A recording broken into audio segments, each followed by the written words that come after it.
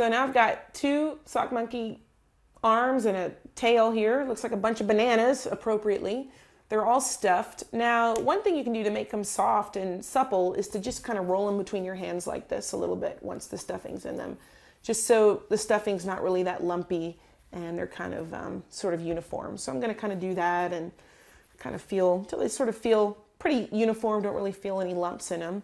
Here are the arms, here are the tails, here's the tail. So again, just kind of make a little creative decision. Where do I want the arms? So I want them up high, which kind of makes them kind of look like this kind of monkey, or do I want them like way down low, which makes him look kind of more like a, ape-like, more like orangutan-like with his arms real low.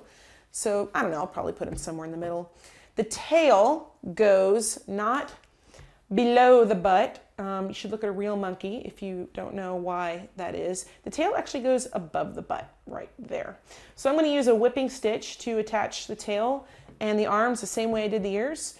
And at that point we'll be really close and we'll be ready to stuff the monkey and sew him up.